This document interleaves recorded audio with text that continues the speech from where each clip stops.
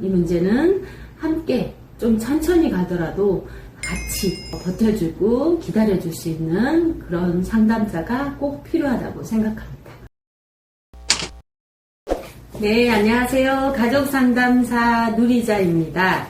오늘은 어떤 이야기를 해보려고 하냐면 상담사의 3가지 자질에 대해서 말씀드리려고 합니다. 첫 번째로는 공감 능력이 좋은 사람이 상담을 해야 합니다.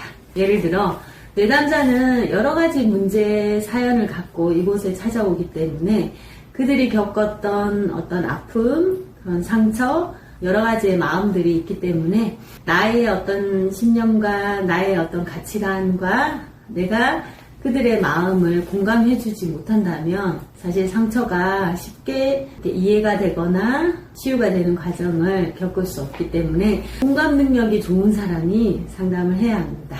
공감 능력은 사람의 마음으로 느껴지는 어떤 부분이고 그 사람이 겪고 있는 상처와 아픔은 본인이 아프고 상처를 받았다고 하면 그것은 분명히 상처를 받은 것이고 그것은 아픈 상태입니다. 내가 상담사의 어떤 가치관과 그런 신념들이 그건 아픈 일이 아니에요. 얼른 털고 일어나세요. 문제를 해결하기 위해서 공감 말고 어떤 해결 위주로 생각을 바꿀 것을 도와드린다면 생각보다 사실 상처에서 벗어나기가 쉽지 않습니다. 문제를 갖고 오는 내담자도 이 아픔에서 벗어나고 싶고 내가 이렇게 느끼는 어떤 상태가 정말 아닌 것 같은 느낌은 많이 받고 있는데 자신의 마음을 스스로가 어떻게 해야 될지 모르는 상태가 많고 내가 아픔을 느끼고 있고 내가 힘듦을 벗어나고 싶은데 쉽지 않은데 공감을 충분히 받는다면 극복하고 해결할 수 있기 때문에 공감 능력은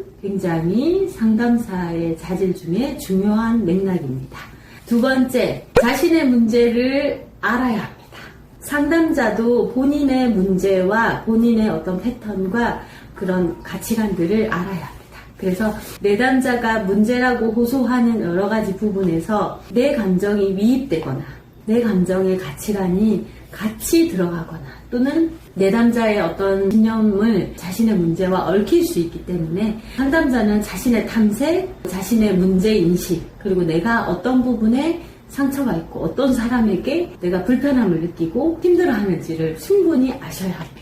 그래야 내담자와 충분히 분리할 수 있고 내담자와 그런 객관화하는 작업이 있습니다. 자신의 문제를 치유받고 충분히 자신 안에 있는 상담자가 자신의 문제에서 자유로워지면 질수록 내담자를 좀 더 객관적으로 볼 수 있기 때문에 상담자는 자신의 문제를 치유하고 알아야 합니다. 그리고 세 번째, 정말 상담자는 내담자를 포기하지 말아야 합니다. 우리가 상담을 하다 보면 내담자가 자신이 가지고 있는 여러 가지 문제나 어려움들을 많이 겪고 있는데 그럴 때 내담자 스스로가 좀 포기하는 경우가 많아요. 절망적이고 아프고 상처를 받았던 어떤 감정들을 속에서 이겨낼 수 없어. 나는 이 상황 속에 벗어날 수 없어. 스스로를 인식하면서 자기 자신의 문제를 포기하는 경우들이 많은데요. 상담자가 이 문제를 이겨내기가 쉽지가 않고 나도 이 문제를 해결하기가 쉽지가 않다라고 생각하면서 내담자가 잘 변하지 못하는 어떤 상황 속에서 상담자가 포기하는 모습들이 좀 있는데요. 저는 내담자에게 충분한 시간을 주고 기다려주고 그리고 인내하고 이 문제는 함께 좀 천천히 가더라도 같이 버텨주고 기다려줄 수 있는 그런 상담자가 꼭 필요하다고 생각합니다.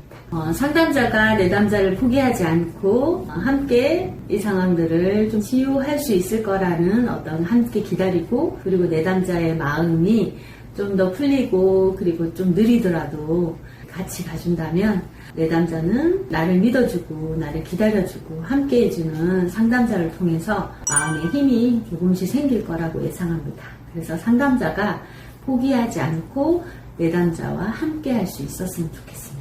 상담자가 이 사람 문제 해결하기가 쉽지가 않아 하면서 포기해버린다면 내담자가는 갈 곳이 없습니다. 그래서 상담자는 3가지 자질을 충분히 갖추시고 내담자를 만나셨으면 좋겠습니다. 네, 저는 여기까지 진행하겠습니다. 감사합니다.